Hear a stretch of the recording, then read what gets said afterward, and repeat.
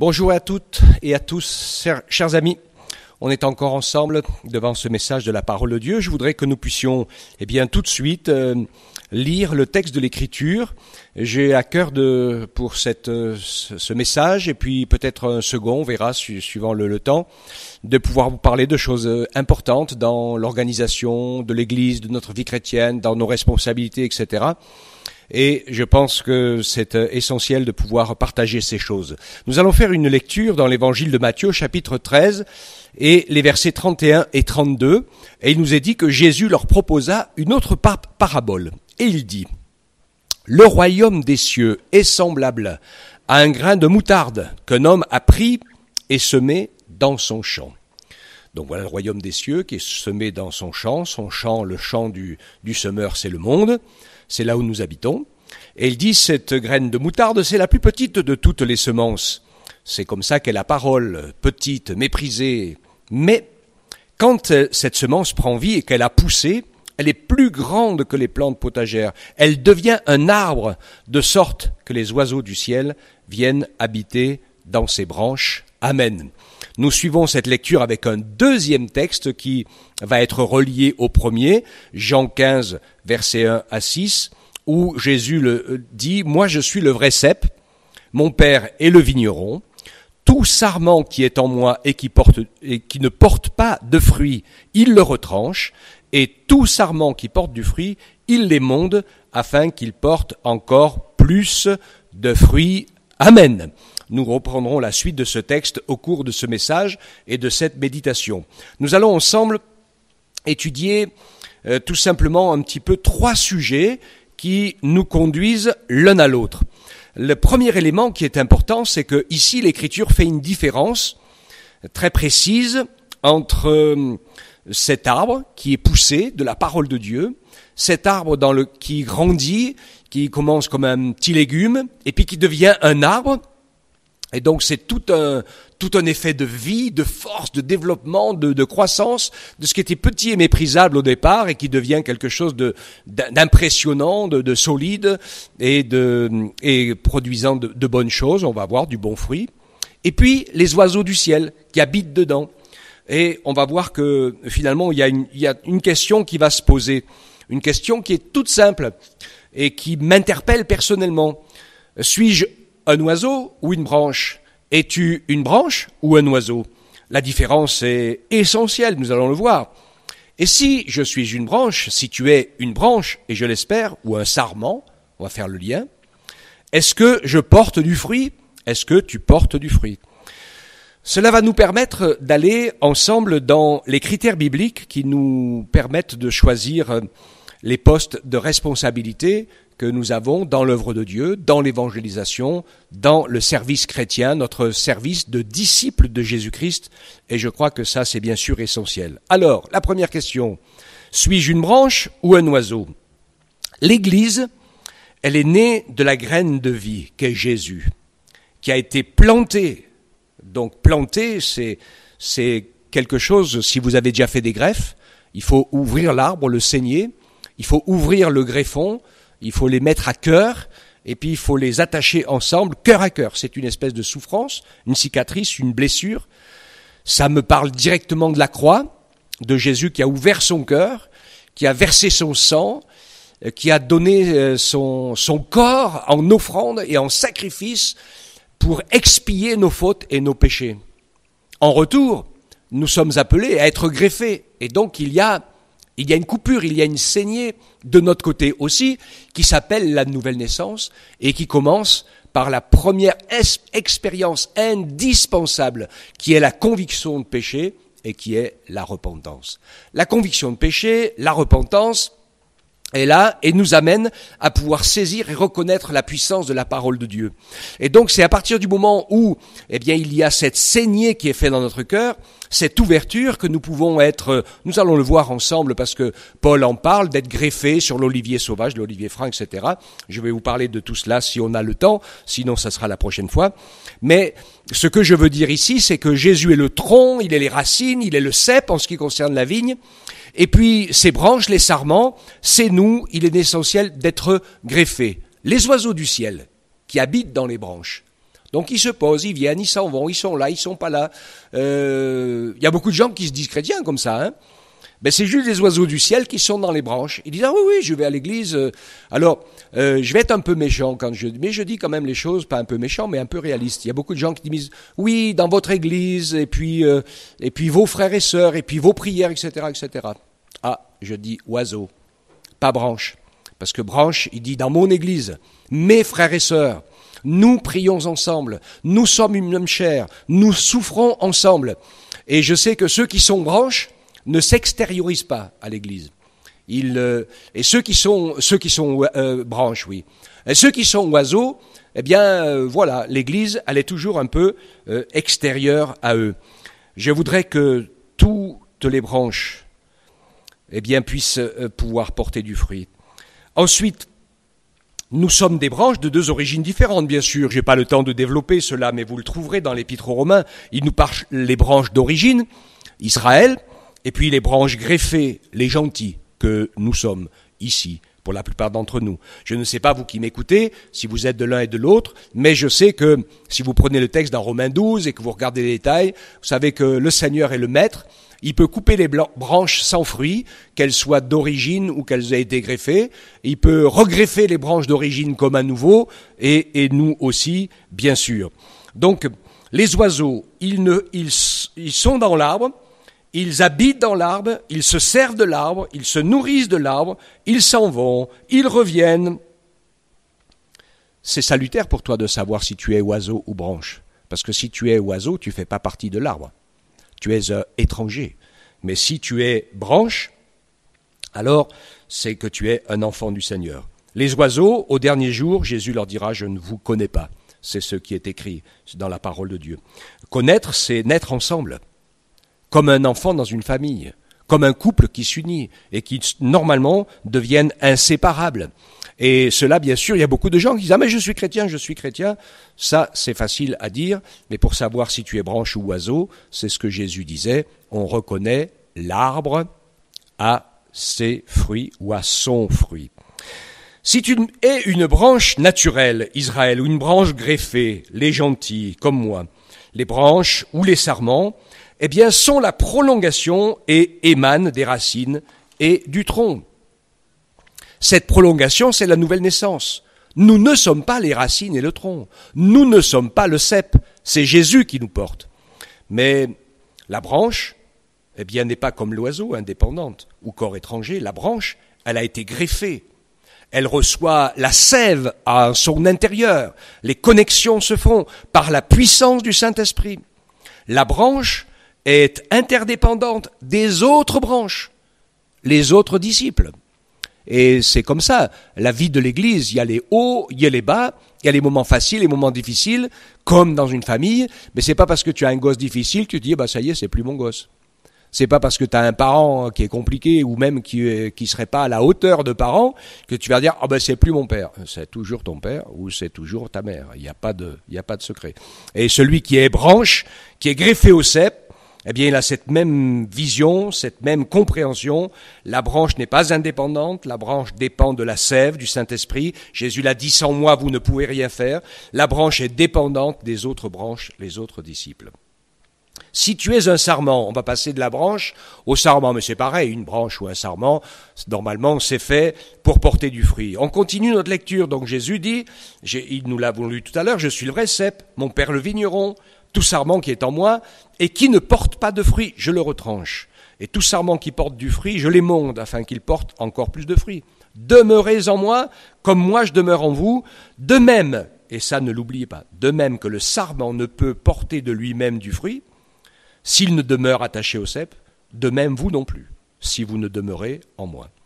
Moi je suis le cep, dit Jésus, vous êtes les sarments, celui qui demeure en moi comme moi je demeure en lui porte beaucoup de fruits, car sans moi vous ne pouvez rien faire. Si quelqu'un ne demeure pas en moi, il est jeté dehors, comme le sarment, il sèche, on les ramasse, on les jette au feu et il brûle.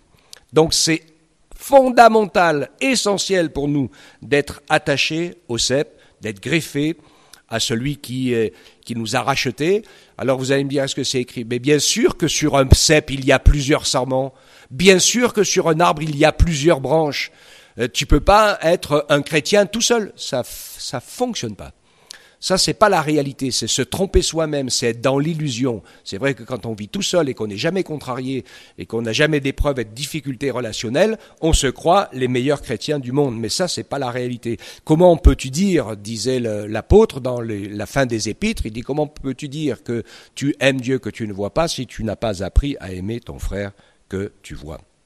Alors, dans ces textes-là, nous voyons combien il est essentiel. Et si je suis attaché à Christ, qui est attaché à moi, et Christ qui est attaché à mon frère, et qui est attaché à ma sœur en Christ, autant qu'il est attaché à moi, comment je peux faire de ne pas être attaché à lui? C'est une question d'interdépendance. On est du même sang, on est de la même famille quand on a reçu Jésus comme son sauveur. Et on continue d'avancer ensemble, même quand il y a des choses qui sont difficiles et qui nous déplaisent, d'autant plus que, comme nous allons le voir, il y a une multitude de choses que nous pouvons faire pour le Seigneur, sans être obligés de se marcher sur les pieds les uns des autres, et que ainsi le Seigneur puisse nous utiliser dans tous les domaines. Je voudrais maintenant partager avec vous quelque chose qui me paraît tout à fait essentiel. C'est comment choisissons-nous, sur quels critères, les responsables dans l'Église. Je sais qu'en ce moment, j'ai pas mal de discussions avec pas mal de personnes à ce sujet-là, et je pense qu'il est essentiel de reposer les bases. Et la première base que je voudrais poser, et elle est fondamentale, c'est que notre fidélité, notre attachement au Seigneur, aux frères et sœurs et à l'Église est plus important que nos capacités. Les capacités, elles peuvent toujours augmenter, elles peuvent toujours être adaptées. Même le Seigneur, vous le verrez au cours de votre vie chrétienne, il va même vous faire faire des choses et vous faire apprendre des choses que vous n'aviez jamais fait et que vous n'avez jamais apprises. Mais il sait que vous êtes capable. Nous avons plein de capacités. Mais ce qui est fondamental et ce qui est essentiel pour qu'on puisse, c'est qu'on soit enseignable, transformable. Qu'on se rappelle et qu'on n'oublie jamais que quand Dieu nous a donné des talents, c'est pas pour les montrer aux autres, c'est pour bénir les autres. C'est pour prendre soin des autres. Et je pense que c'est super important de pouvoir avancer dans ce sens. Quand je regarde donc les critères de choix des responsables, eh bien, on va voir les critères ensemble, qui sont les critères bibliques pour tous les disciples du Seigneur. Le premier critère biblique pour les disciples, tous, on est tous concernés par ce que je veux dire, eh bien, c'est que d'abord, nous sommes appelés les fidèles. Alors, cela, je m'appuie sur la prédication de la semaine dernière de François Daniel, qui nous a parlé de la foi, fidélité, qui est l'élément qui touche le cœur de Dieu, c'est notre foi, et que sans la foi, il est impossible d'être agréable. Et donc ici, cette fidélité, eh bien, c'est d'appartenir, d'abandonner nos principes anciens du péché qui nous géraient avant, pour que nous soyons construits sur le fondement de la repentance, de la conversion à Jésus-Christ et attachés à lui et aux autres par l'amour. Donc ça, c'est des critères communs. Jésus ne cherche pas des croyants, il cherche des disciples. Le disciple aime, pardonne, adore, prie, étudie et témoigne. Je rappelle, tous ceux qui veulent se dire disciples de Jésus apprennent à aimer, à pardonner, à adorer, à prier, à étudier et à témoigner. Et ça, c'est valable pour nous tous. Et c'est absolument, bien sûr, essentiel. C'est la base pour nous. C'est à cela que nous sommes appelés. Aimer, pardonner et adorer. Et surtout, aimer et pardonner, c'est quelque chose qui ne se pratique pas tout seul. C'est quelque chose qui est uniquement praticable dans la fraternité chrétienne, malgré tous ses aléas. Ensuite, il y a une deuxième partie de service auquel nous sommes appelés. Nous lisons cela dans 1 Timothée 3, 8 à 12.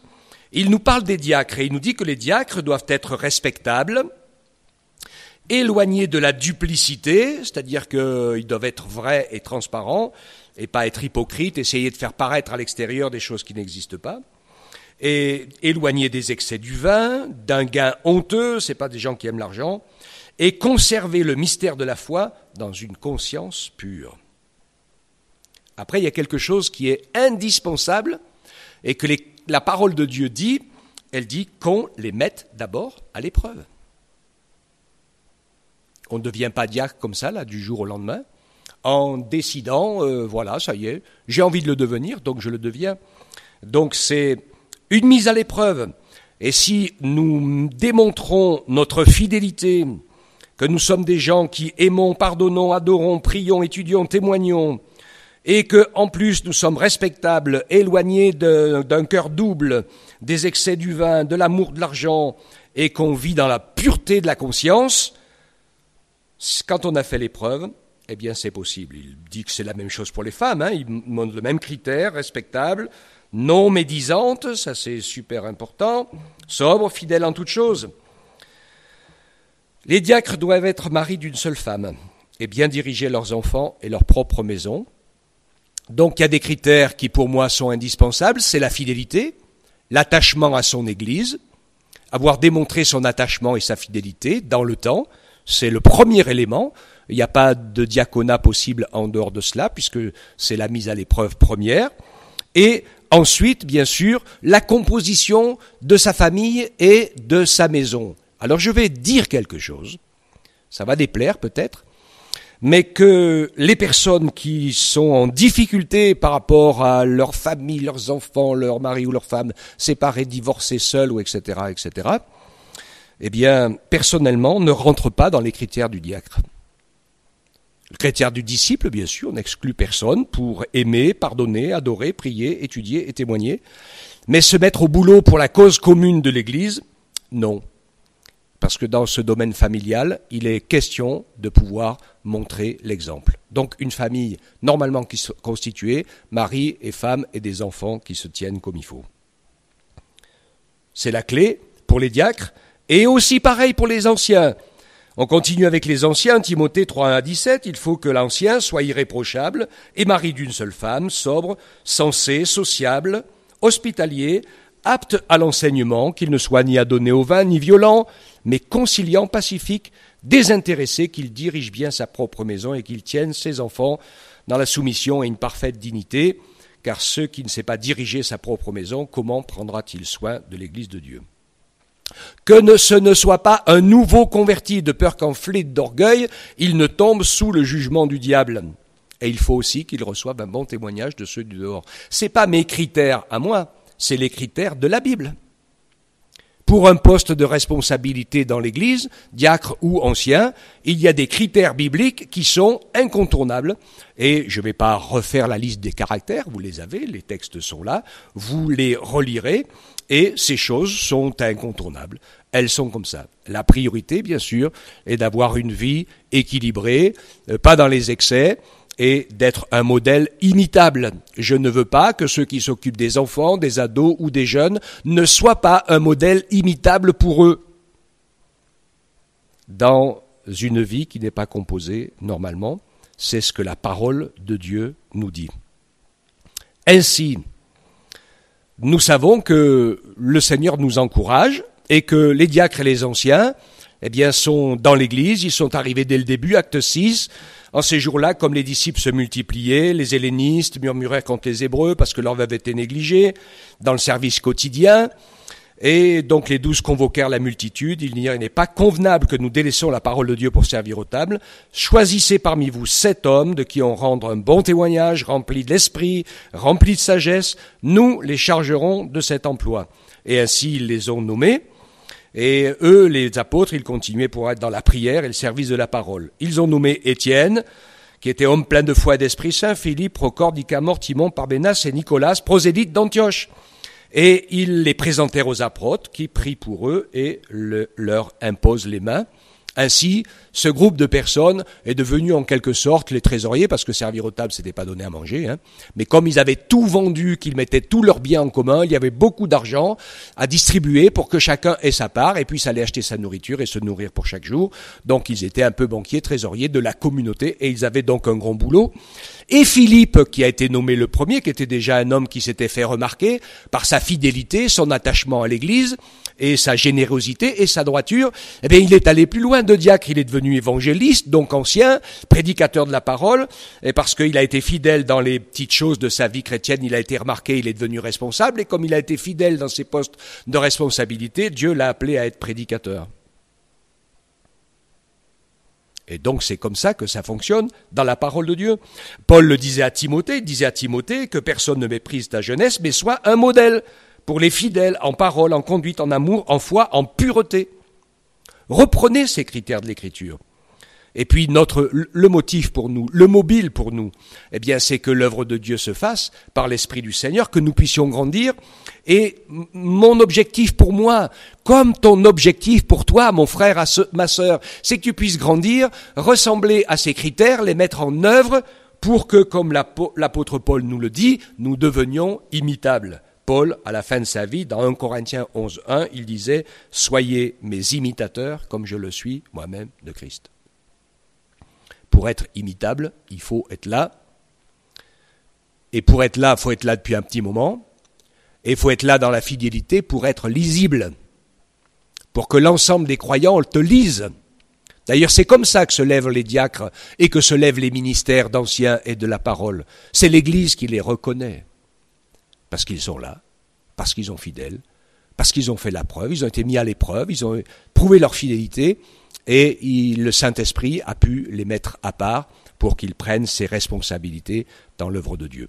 Donc, que nous soyons les uns et les autres en recherche. Alors, nous ne sommes pas tous forcément appelés à être diacres, à être anciens. C'est pas une hiérarchie. Il n'y a pas de hiérarchie pyramidale dans l'œuvre de Dieu. Il vaut mieux être un bon disciple fidèle, témoin à l'extérieur, qu'un mauvais diacre ou un mauvais ancien. Ce que le Seigneur veut, simplement, c'est que nous soyons fidèles. Rappelez-vous, les critères de base, gardez-les. Ne les oubliez pas, ces critères, parce qu'ils sont essentiels. Aimer, pardonner, adorer, prier, étudier, témoigner. Si nous sommes fidèles à cette école-là, eh bien, le reste suivra. Et puis le Seigneur vous éclairera. Et il vous montrera quelle est votre mission au dehors de l'Église ou dedans, mais toujours en relation avec l'Église. Ça, c'est fondamental, c'est essentiel. Nous sommes des envoyés de. Regardez l'apôtre Paul qui a été évangéliste, il a fait le tour des pays de Méditerranée, tout ça, mais il revenait toujours à Jérusalem, rendez compte. Et c'est comme ça que ça fonctionne. Nous devons toujours avoir quelqu'un au-dessus de nous, qui veille sur nous, et nous devons nous mettre au service de ceux que Dieu nous a appelés pour les bénir par le ministère qui est le nôtre. C'est l'équilibre dans lequel le Seigneur nous envoie. Alors, je résume rapidement. Attention, ne soyez pas des oiseaux, Ne soyez pas des oiseaux qui vont de branche en branche, qui ne font pas partie de l'arbre. Soyez des branches ou des sarments et portez du fruit. C'est essentiel. Parce que la branche ou le sarment qui ne porte pas de fruit sera retranché. Parce qu'il n'y a pas de souci. Si nous sommes connectés à Jésus par le Saint-Esprit, nous sommes obligés de porter du fruit. S'il n'y a pas de fruit, c'est qu'on n'est pas vraiment connecté, c'est qu'on est dans l'illusion. Que Dieu nous bénisse les uns les autres et que nous soyons sérieux dans notre attachement au Seigneur, que nous soyons sérieux dans notre attachement aux frères et aux sœurs de la communauté pour que nous puissions apprendre à aimer, à pardonner et à bénir au nom du Seigneur Jésus. Que Dieu vous bénisse tous et chacun. Amen. Sois béni Seigneur, ta parole est claire, elle est précise, elle dit les choses. Et nous nous attendons à toi, nous nous réjouissons de ce que dans ta grâce tu nous fais tous grandir les uns et les autres. Et nous savons que nous pouvons toujours passer d'une étape à l'autre à partir du moment où nous sommes fidèles. Seigneur, fais en sorte que nous puissions rester attachés à toi et apprends-nous à être fidèles dans les petites choses pour qu'au fur et à mesure tu puisses nous en confier de plus grandes et que ceux qui sont autour de nous puissent s'appuyer sur nous, que ceux qui sont autour de toi puissent s'appuyer sur toi, que tu ne sois pas comme un roseau cassé, que quand on s'appuie sur toi, à chaque fois on se fait percer la main, ou on se fait blesser, ou on se fait crier dessus, ou on se fait disputer. Ça c'est l'oiseau qui fait ça, c'est pas la branche. Seigneur, bénis-nous afin que nous soyons cohérents, obéissants, et que tu puisses nous utiliser comme tu l'as décidé et comme tu nous y appelles. Soyez bénis tous, mes chers amis, de mettre en pratique ces choses par lesquelles vous serez réellement heureux, plein de paix et de joie, parce que quand on est trouvé fidèle en train de faire ce que Dieu attend de chacun d'entre nous, il n'y a pas de plus grand bonheur et de plus grande joie que cela, après le salut de notre âme et le pardon de nos péchés. Que Dieu vous bénisse toutes et chacun. Amen.